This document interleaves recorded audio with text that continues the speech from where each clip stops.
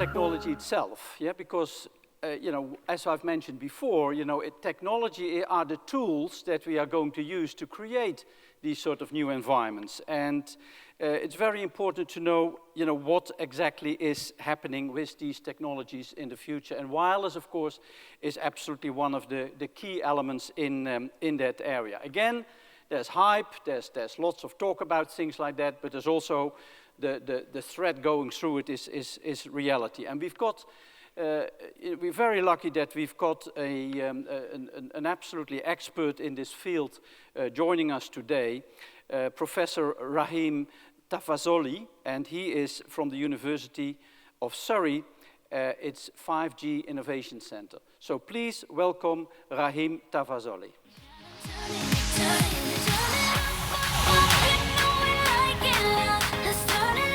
Thank you very much. Good morning. Wow, what a fantastic presentation Phil made. No way I can match that, especially after 31 hours of door-to-door flight from London to Sydney. But I'll do my best to see where we are in terms of technology and what we should expect in the next 5 years, which is the foundation for development of the future connected society and economy for the next, at least next 30 years. So I put here for your information that 5G is a special generation system. So my talk is more about 5G.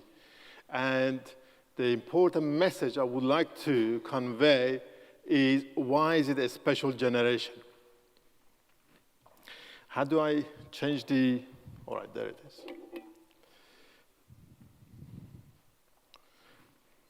That's good. So in the past 30 years, mobile communication has changed our world substantially.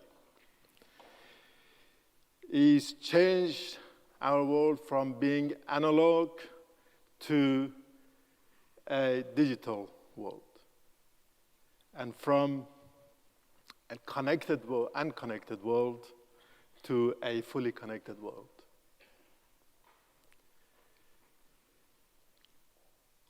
The heart of all this innovation was the mobile device, which is only about 5% of the whole mobile network, the mobile devices, with new applications. It started with a camera, and now we can do medical, diagnostic, telemedicine, sports, and many, many other services which we use at work as well as in our private life.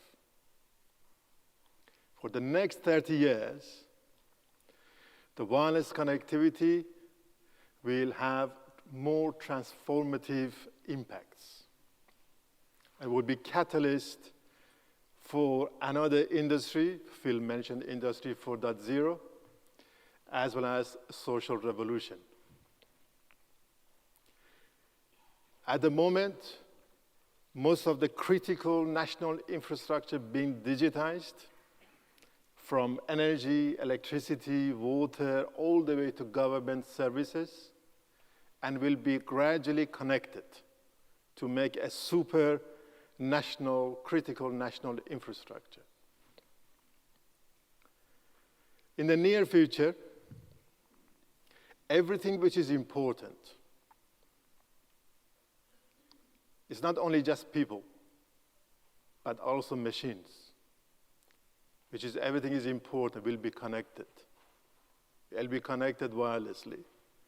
And the system that we know today as 5th generation 5G or Internet of Things is the enabling technology for that. When do we expect it to happen?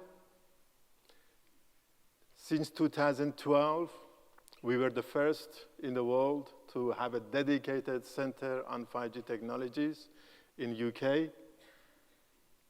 And most of the advanced research has already been done. The standardization is ongoing with a very fast speed.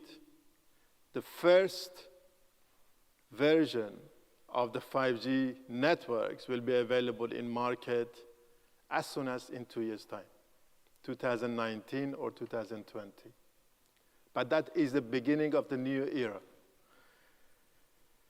What we have done in the last 30 years, from 2G all the way to 4G, effectively, essentially, what we have done, we have doubled the speed by a factor, we have increased the speed by a factor of 10 every generation, moving from voice telephony to data telephony. And this is trying to keep speed the same as the wired and the fixed network. That's what the wireless side has been trying to keep at that pace. So 5G, with what I just mentioned, it cannot be simply more of the same thing. We cannot just expect 5G will be 10 times faster than 4G. That's not enough, because the world, the future will be different. Will be connected world. Most of the national critical infrastructure will be connected.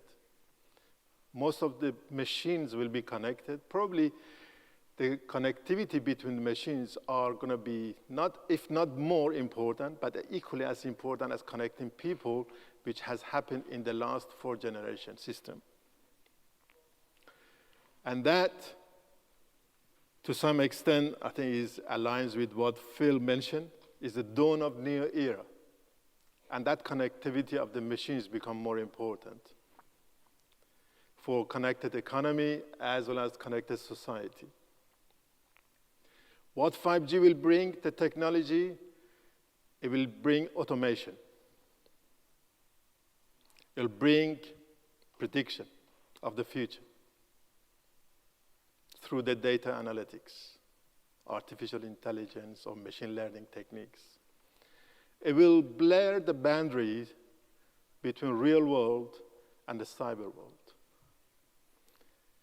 And once we have that foundation of the technology in place, our homes become smarter, our cities become smarter, our planet becomes smarter.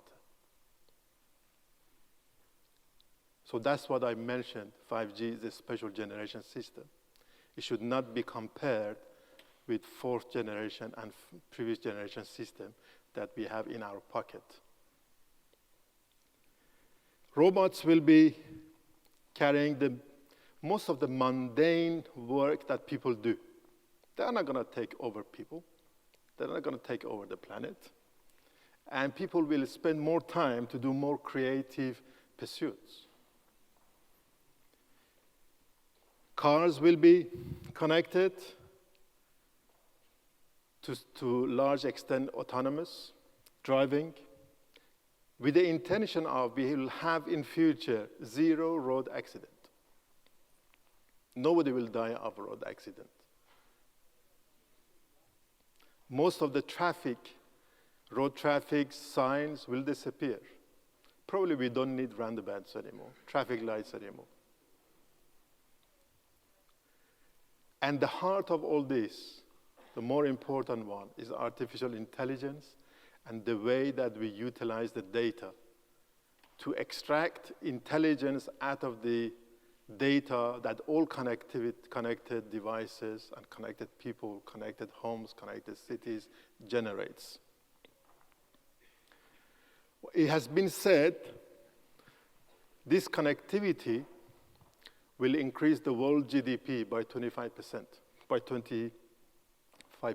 from $77 trillion to more than $100 trillion. It's already happening. In 2014, 4.9 billion devices were connected with a value of more than $600 billion. But important thing is, still 99% of the devices yet to be connected. And that will be enabled with 5G technologies. What has been agreed from the standard global standardization body, which is called 3GPP, is 3 technical targets.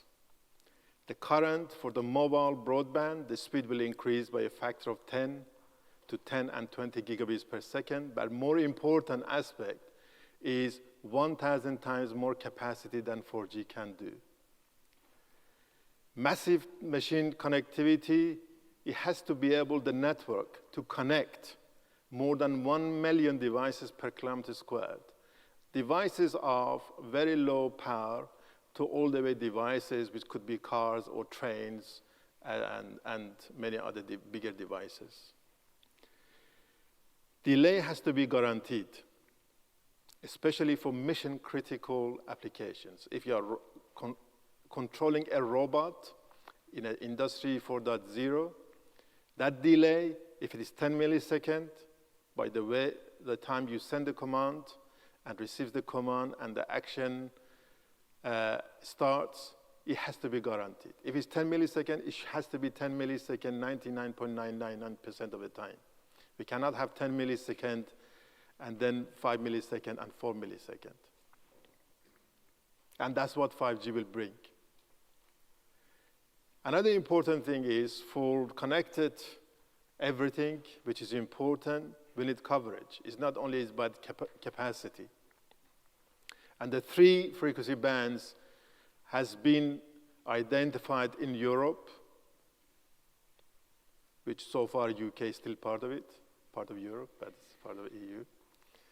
And we agreed on 700 megahertz, 3.5, as well as 26 gigahertz to provide that connectivity of, for example, cars on motorways, for example.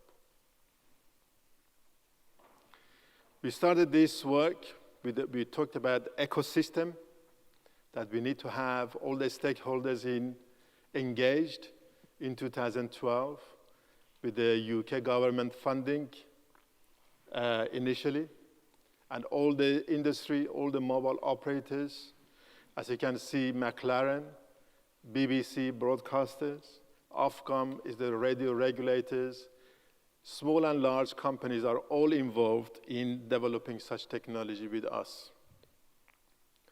What we have already done, many, many different technologies. In the Mobile World Congress, end of February, we demonstrated 10 gigabits per second speed.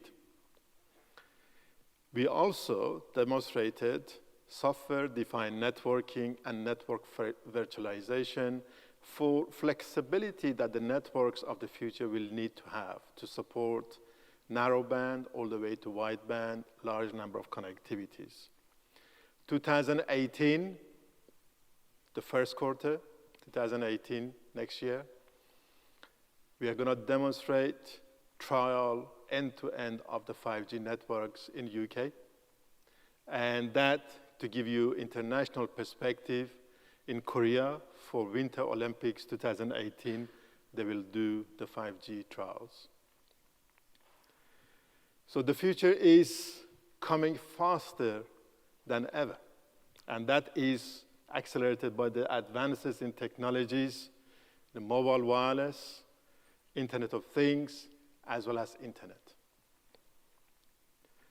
So far future is beyond anybody's imagination. Whatever, how much we stretch our imagination, we cannot see the future that will happen. But whatever is, we are certain that it's going to be very different to what we have, especially we had for the last 30 years. Thank you very much.